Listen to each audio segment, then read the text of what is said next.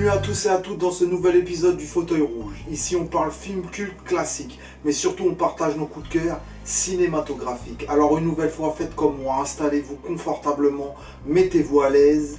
On est parti.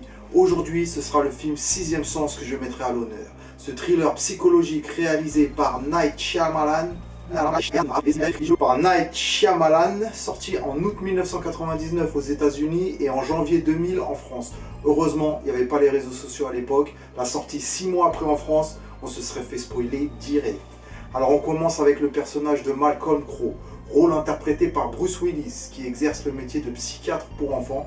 Mais une nuit, alors qu'il est chez lui avec sa femme, un de ses anciens patients s'introduit dans sa maison. Une altercation éclate entre les deux hommes, ça tourne mal et boum, Malcolm est blessé par balle. A priori, rien de trop grave, si ce n'est psychologiquement et professionnellement.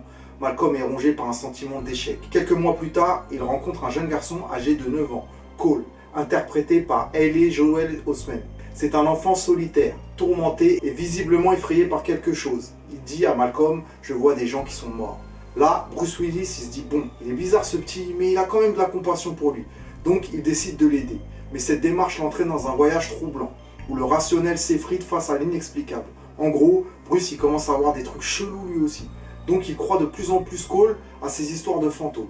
Et petit à petit, il commence à l'apaiser et même l'aider à aider des esprits à trouver la paix, transformant les angoisses de son jeune patient en actes libérateurs. Le film repose sur des moments de suspense, d'angoisse et d'émotion. Je me demande même si à l'époque j'ai pas lâché ma petite larmichette. Parce qu'à la fin du film, il y a un rebondissement, je dirais même une révélation qui chamboule toute l'histoire que je viens de te résumer. En gros, à la fin du film, non, t'as cru que j'allais te raconter. Comme d'habitude, si tu veux connaître le dénouement incroyable de cette histoire, il te reste plus qu'à t'installer confortablement devant le sixième sens.